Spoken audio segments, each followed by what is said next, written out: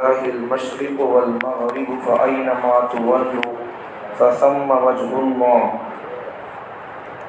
إن الله واسع عليم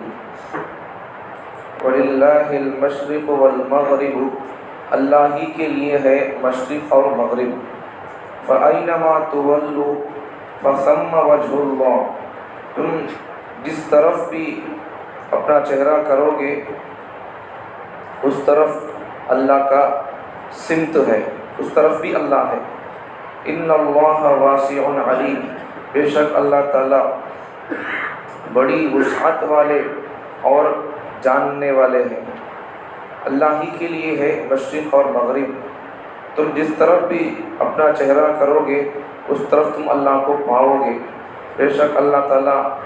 بڑی وسعت والا ہے اور علم والا ہے.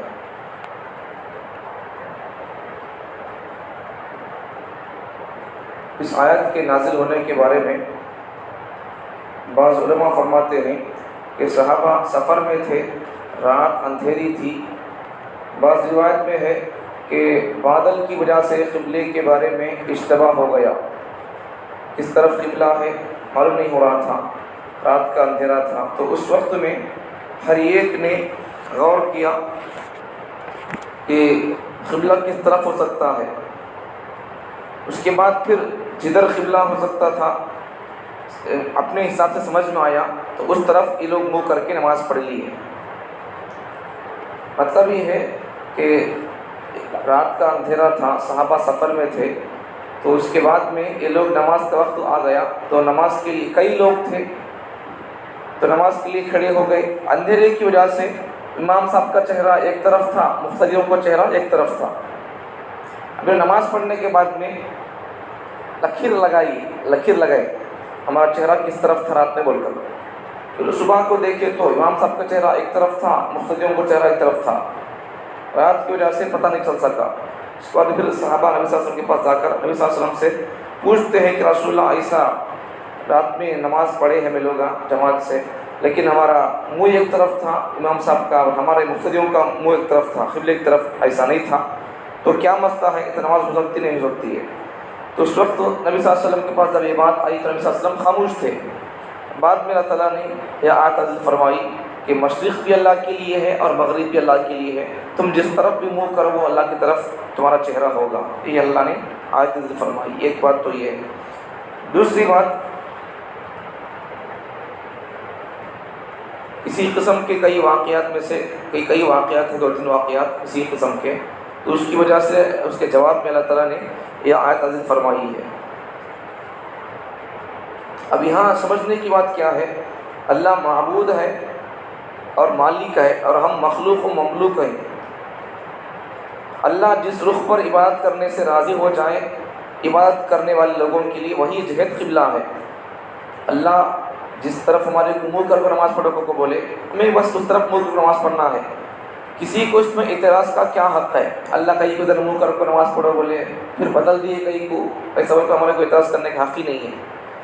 حضرت عبداللہ بن عمر رضی اللہ عنہ فرماتے ہیں کہ یہ آیت سفر میں نفل نماز پڑھنے کے بارے میں نازل ہوئی ہے. حضور علیہ السلام مکہ معظمہ سے مدینہ منورہ تشریف لا رہے تھے، اپنی سواری پر نفل نماز پڑھ رہے تھے. سواری جدھر بھی متوجہ ہوتی آپ برابر نماز میں مشغول رہے. تو حضرت عبداللہ بن عمر کیا فرماتے ہیں، نبی صلی اللہ علیہ وسلم جب ہجرت کر کو مکے سے مدینے کو آ رہے تھے تو نبی صلی اللہ علیہ وسلم اونٹنی پر نفل نماز پڑھتے تھے، تو اونٹنی قبلے کے چہرے سے بھی اس کا منہ پلٹ جاتا تھا، لیکن نبی صلی اللہ علیہ وسلم اپنا چہرہ قبلے کی طرف نہیں کرتے تھے. اونٹنی کا چہرہ جس طرف ہے اس طرف ہی نماز نبی صلی اللہ علیہ وسلم منہ کر کو پڑھتے تھے. یہ فرماتے ہیں عبداللہ بن عمر رضی اللہ عنہ. تو اس واقعے سے کیا معلوم ہوا کہ نفل نماز میں اگر سواری پر ہے یا پھر کسی اور چیز پر ہے تو اس وقت میں اگر قبلے سے چہرہ پھر جاتا ہے تو پھر کوئی بات نہیں ہے. آگے ابن سیرین فرماتے ہیں، انس بن سیرین کا بیان ہے کہ ہم نے انس رضی اللہ عنہ کا، انس بن مالک کا استقبال کیا جب کہ وہ شام سے آ رہے تھے. ہم نے دیکھا کہ مقام عین التمر میں اپنی سواری پر نماز پڑھ رہے ہیں اور رخ قبلے سے ہٹا ہوا ہے، جو بائیں جانب کو ہے، اس طرف کو ہے. انس رضی اللہ عنہ نماز پڑھ رہے ہیں سواری پر، تو میں نے کہا میں دیکھ رہا ہوں کہ آپ قبلے کے رخ کے علاوہ دوسری طرف کو نماز پڑھ رہے ہیں، تمہارا چہرہ اس طرف سے پھر کر اس طرف جا رہا تھا نماز میں۔ تو انہوں نے فرمایا، حضرت انس بن مالک نے فرمایا کہ اگر میں نے حضور کو ایسا کرتے ہوئے نہ دیکھا ہوتا تو میں ایسا نہ کرتا۔ مطلب کیا ہے، حضور کو میں ایسا دیکھا ہوں سواری پر نماز پڑھتے ہوئے آ رہے تھے نبی صلی اللہ علیہ وسلم، جب مکے سے مدینے کو آ رہے تھے تو نفل نماز پڑھ رہے تھے، اور اونٹنی پر نبی صلی اللہ علیہ وسلم کا چہرہ قبلے سے پھر رہا تھا، پھر نبی صلی اللہ علیہ وسلم نماز کنٹینیو کر رہے تھے، میں جو جیسا نبی کی ہے ویسا میں کر رہا ہوں، تداس فرماتے ہیں۔ آگے دیکھو، یہاں پر ایک اعتراض ہوتا ہے ہندوؤں کی طرف سے، جیسا آپ لوگ بھی پوچھتے رہتے ہیں کہ جیسا ہندو کہتے ہیں کہ تمہیں بھی جیسا ہمیں پتھروں کی پوجا کرتے ہیں تو ہمیں کافر، تو تمہیں بھی مکے کو جا کر پتھر کی پوجا کرتے تو تمہیں کہیں کافر نہیں بول کر، یہ اعتراض عام طور پر چلتا رہتا ہے، آپ لوگ بھی پوچھتے رہتے ہیں اعتراض۔ دیکھو، ہندوؤں پر ان کے دین کے احکام میں وسعت عطا فرمایا، اللہ تعالیٰ نے ہمارے دھرم پر اللہ وسعت عطا فرمائی ہے کہ ایسی کسی بات کا حکم نہیں دیتا جو ان کی طاقت سے باہر ہو۔ نمبر ایک،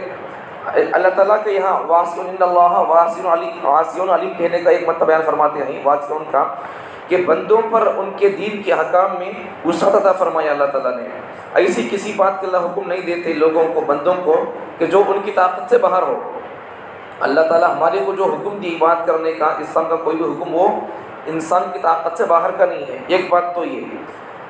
اب اللہ تعالیٰ اگر سمجھنے کے لیے، اللہ تعالیٰ اگر کبھی اس طرف منہ کر کو پڑھے ہوئے تو ہمارے لیے کیا مشکل ہے، ہماری طاقت سے باہر کا حکم نہیں ہے یہ۔ اگر اللہ تعالیٰ کبھی اس طرف منہ کر کو پڑھو بولے تو ہماری طاقت سے باہر کا نہیں ہے، اللہ کبھی اس طرف منہ کر کو پڑھو نماز پڑھو بولے تو یہ ہماری طاقت سے باہر کا نہیں ہے۔ ہاں البتہ اگر تم نماز پہلی آسمان میں جا کر پڑھو، فجر کی نماز دوسری نماز دوسرے آسمان میں جا کر پڑھو، یہ ہمارے لیے مشکل بات ہے، طاقت سے باہر کی بات ہے۔ تو اللہ تعالیٰ انسان کو جو حکم دیتے ہیں وہ انسان کی طاقت کے باہر کا نہیں ہوتا ہے، انسان کی طاقت کے اندر کا ہوتا ہے، ایک بات تو یہ۔ دوسری بات، امام فرا فرماتے ہیں مفسر کہ واسع ان اللہ واسع علیم کہنے کا ایک مطلب یہ ہے کہ واسع بمعنی جواد سخی، اللہ تعالیٰ جس کی عطا ہر چیز کو شامل ہے، اللہ تعالیٰ کی عطا ہر چیز کو شامل ہے، اسے بولتے ہیں واسع۔ بعض مفسرین فرماتے ہیں واسع المغفرہ بتایا ہے، واسع کا معنی کوئی گناہ ایسا نہیں جس کا بخشا اس کے نزدیک مشکل ہو۔ مطلب یہ ہے کہ اللہ تعالیٰ اگر چاہے تو جس کسی قسم کے گناہ کو اللہ معاف کر سکتے ہیں، مشرک کو اللہ معاف کر سکتے ہیں،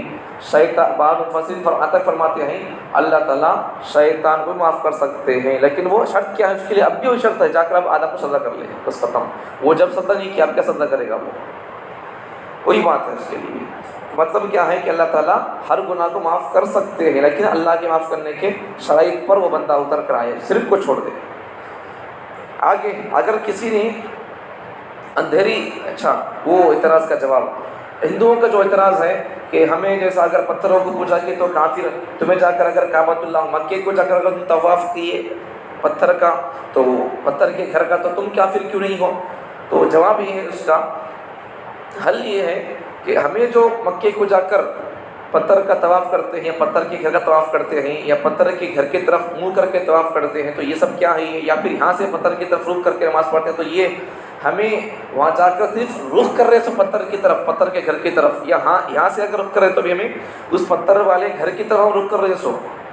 عبادت، ہمیں باقی عبادت تو ہماری پتھر والے اللہ کی ہو رہی ہے، ہم پتھر کو یا پتھر والے گھر کو ہم خدا نہیں سمجھ رہے، اس کی طرف منہ کر رہے سو، وہ بھی ان بولا بول کر، اگر اللہ تعالیٰ بول دے اس کی طرف منہ رکھو کرو، ہم اس کی طرف منہ نہیں کرتے۔ وہی اللہ فرماتے ہیں یہاں پر کہ میں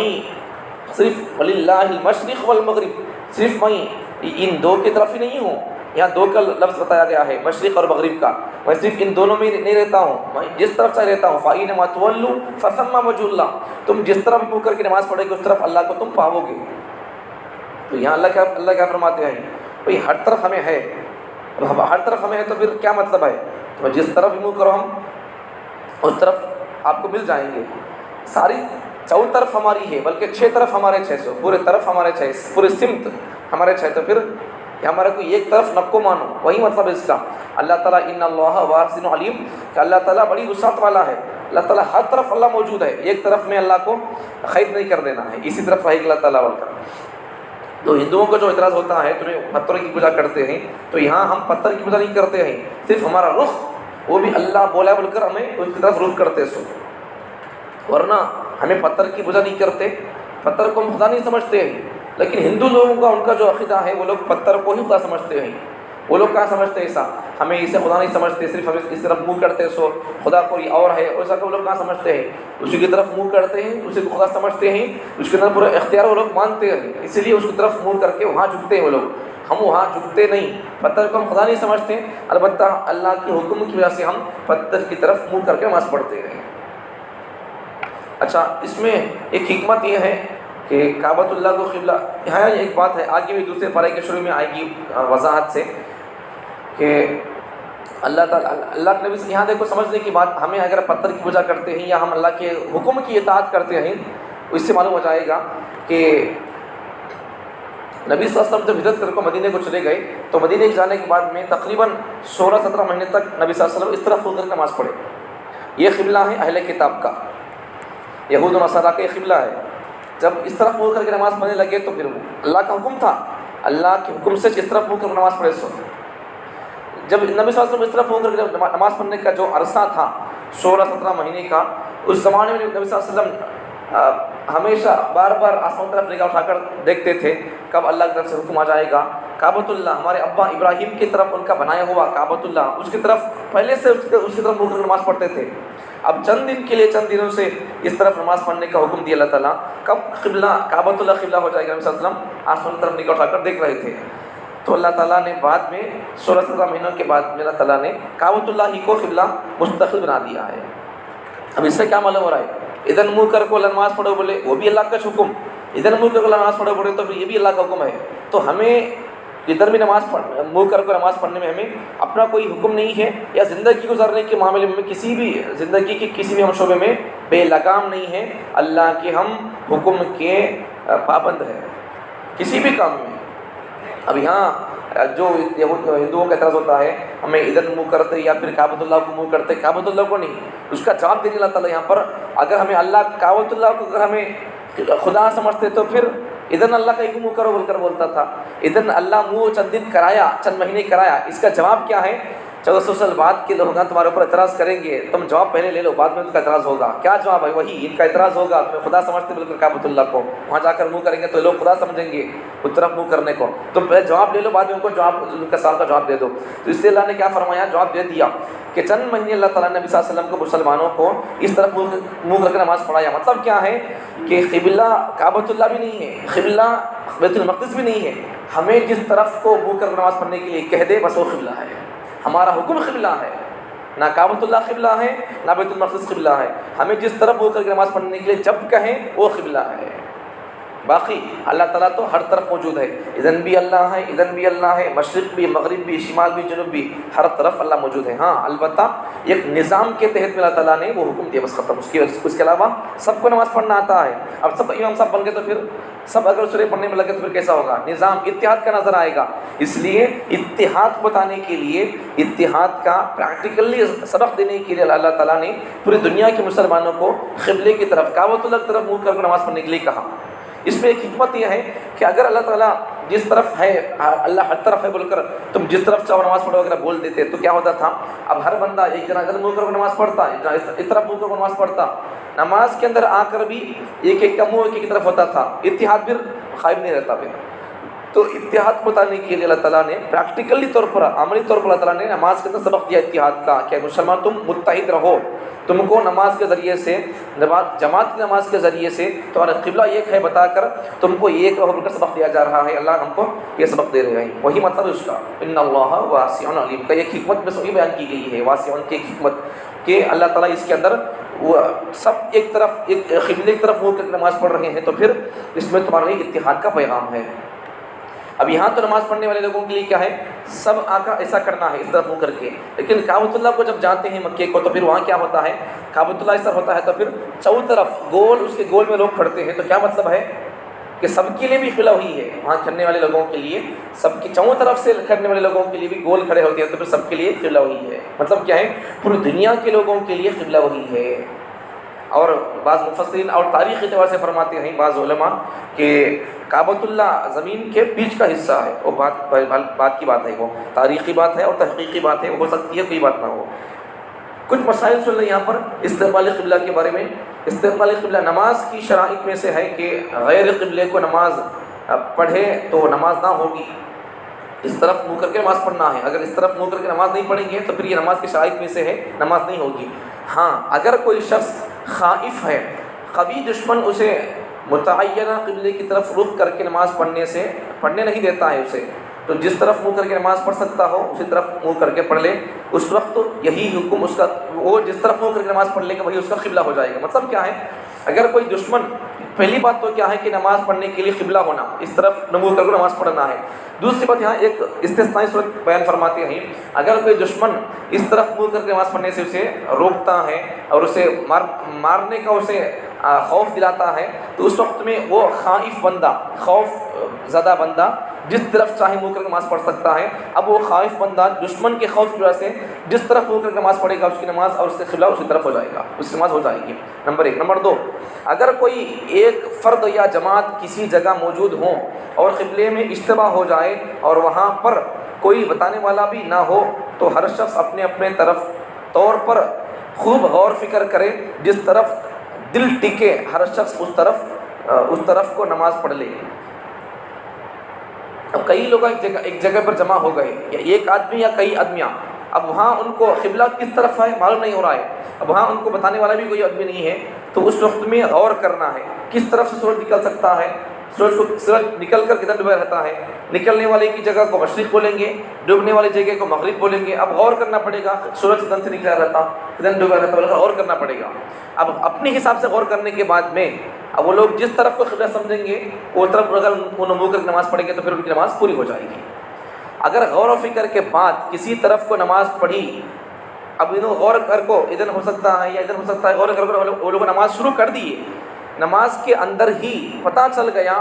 کہ قبلہ دوسری طرف ہے، منہ کر نماز پڑھ رہے تھے اپنے حساب سے غور کر کو ادھر بول کر، نماز سے پتہ چل گیا، کون تو آدمی جانے والا دیکھا، مسافر آدمی نماز ادھر پڑھ رہی ہے منہ کر کو، ادھر نماز نہیں بھائی، نماز کے اندر وہ آدمی بول دیا، کوئی جانے والا آدمی قبلہ ادھر نہیں ہے ادھر بول کر، تو ان لوگوں کو نماز میں پتہ چلنے کے بعد میں نمازی میں ان کو اپنا منہ اس طرف موڑنا چاہیے،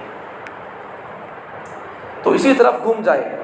اگر کوئی آدمی بتا دیا، قبلہ پتہ چل گیا کہ وہ قبلہ دوسری طرف ہے، تو اسی طرف گھوم جائے، پھر جائے اس طرف کو، پھر نماز پڑھنا، دوبارہ پھر نماز پڑھنے کی ضرورت نہیں ہے۔ اس طرف کو 2 رکعت پڑھ لیے، 4 رکعت نماز پڑھ رہے تھے، 2 رکعت اس طرف منہ کر کو پڑھ لیے، کوئی جانے والا بندہ بتا دیا کہ نماز اس طرف منہ کر پڑھنا نہیں ہے بابا، اس طرف منہ کر نماز پڑھنا ہے، تو پھر وہ نماز پڑھنے والا بندہ 2 رکعت اس طرف منہ کر نماز پڑھ لیا، 2 رکعت معلوم ہو گیا، ان بتا دیا اس طرف بول کر، تو پھر جب وہ بندہ 2 رکعت اس طرف منہ کر نماز پڑھ لیا، 2 طرف قبلے کی طرف منہ کر 2 رکعت پڑھ لیا، تو پھر اسے 2 رکعت پھر دوبارہ لوٹانا ہے یا پھر پوری نماز لوٹانا ہے، وہ ضروری نہیں ہے۔ پھر اگر نماز پڑھنے کے بعد معلوم ہوا 2 رکعت 4 رکعت پورے اس طرف نماز پڑھ لیا، بعد میں معلوم ہوا، کوئی بتانے والا بتایا، ابھی گاؤں والا آدمی بتا دیا کوئی قبلہ اس طرف نہیں تھا تو اس طرف نماز پڑھ لی بول کر، تو پھر رخ پر اگر غلط رخ پر نماز پڑھی گئی تو پھر نماز لوٹانے کی ضرورت نہیں ہے، اس لیے کہ ایسا پڑھنے کے لیے کئی کو ایسا مسئلہ اپنی طرف سے پہلا حکم کیا، اپنی طرف سے غور فکر کرنا، آدمی تحری بولتے ہیں عربی کے اندر، اپنی طرف سے غور فکر کرنے کے بعد میں جنگل بیابان میں معلوم نہ ہوا تو ان اپنے غور فکر سے جس طرف کو منہ کر نماز پڑھ لیا اس کا وہی قبلہ ہو جائے گا، بتانے والا کوئی نہیں ہو تو۔ ہاں غور فکر کرنے کے بعد جس طرف منہ کر نماز پڑھ لیا، پڑھنے کے بعد معلوم ہوا کہ اس طرف قبلہ نہیں تھا، اب نماز ادا ہو جائے گی، اس سے دوبارہ لوٹانے کی ضرورت نہیں ہے۔ اچھا، اگر اندھیری رات میں کسی جگہ چند مسلمان موجود تھے، چند مسلمان جماعت سے نماز پڑھ لیے، یہاں مسئلہ کیا ہے کہ امام صاحب کا منہ ایک طرف تھا، اور فکر کرنے کے بعد میں اپنے انداز سے نماز پڑھنا شروع کر دیے، تو اس میں امام صاحب کا منہ ایک طرف تھا اور مقتدیوں کا منہ اپنے حساب سے وہ لوگ بھی غور کیے لیکن ان کا منہ ایک طرف تھا، تو اس سے نماز ہو جائے گی۔ ہاں البتہ اگر کسی آدمی کو معلوم پڑ رہا ہے اندھیری رات میں کہ امام صاحب کی آواز اور ان کا منہ، ان کا رخ اس طرف ہے اور میرا منہ اس طرف کو ہے بول کر، اگر کسی کو معلوم ہو گیا ان امام کو غلطی امام صاحب کا منہ اس طرف بول کر سمجھتا ہے، اپنا منہ اس طرف سمجھتا ہے، یا پھر امام صاحب کا منہ اس کے پاؤں کی طرف ہے، ان امام صاحب کے پیچھے ہونا تھا لیکن امام صاحب اس کے پیچھے ہے، تو اس طرف اس وقت میں اس کی نماز ادا نہیں ہوگی۔ وہی مطلب یہاں پر بیان کیا گیا ہے۔ اگر اندھیری رات میں کسی جگہ چند مسلمان موجود ہیں، قبلے کا علم نہیں، ان میں سے ایک شخص امام بن گیا، امام اور مقتدی نے اپنے اپنے غور فکر سے ایک ایک جہت کو نماز پڑھ لی، تو اور ہر ایک کی جہت مختلف تھی، امام صاحب کا منہ ایک طرف ہے، ان کا منہ الگ طرف ہے، اب مقتدیوں کو علم نہیں کہ امام کا رخ کدھر ہے تو نماز صحیح ہو جائے گی. اب پیچھے سے لوگوں کو معلوم نہیں ہے کہ امام صاحب کا منہ کدھر ہے بول کر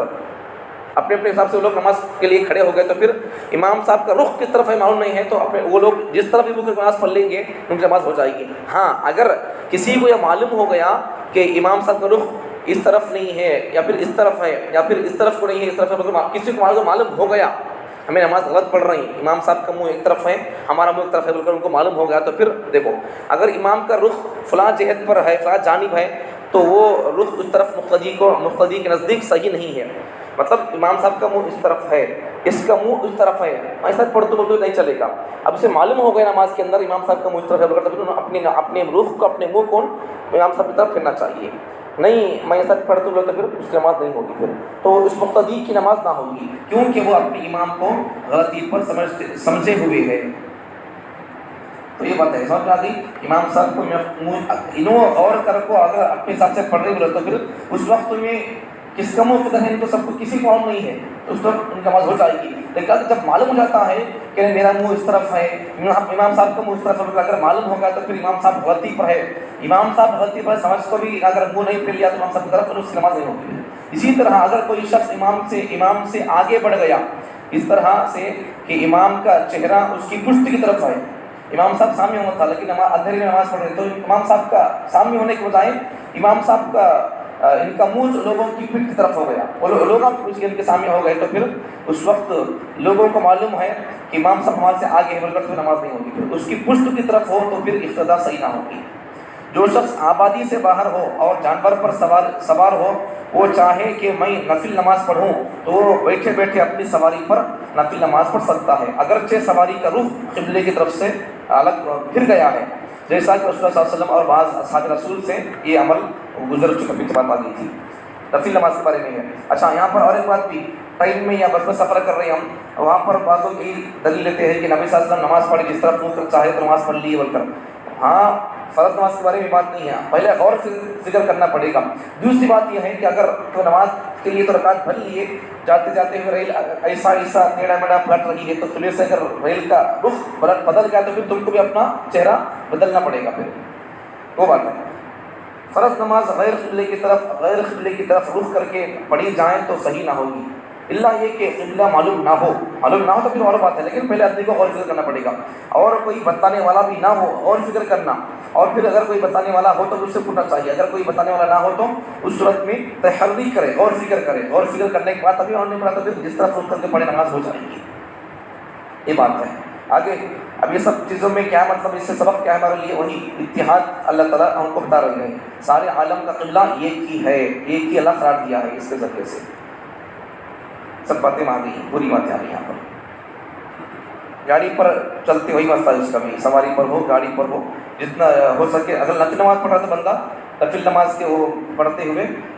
سواری کا رخ جس طرف بھی جائیں آدمی کو چہرہ پھرانے کی ضرورت نہیں ہوگی, پھرائے نہ پھرائے نماز اس کی ہو جائے گی. فرض نماز کا یہ مسئلہ ہے کہ اگر گاڑی پر ہے آدمی کو تو پھر آدمی کو چہرہ موڑنا چاہیے, گاڑی اگر پھر رہی اس وجہ سے آدمی کو اپنا چہرہ پھیر لینا چاہیے, نہیں تو پھر آدمی اپنی حساب سے اور فکر کرنے کے بعد اسے معلوم ہو گیا قبلہ یہی ہے بول کر, تو پھر اس وقت میں جس طرف کے لیے قبلہ سمجھ گیا اسے اسی طرف منہ کر کے نماز پڑھنا پڑے گا.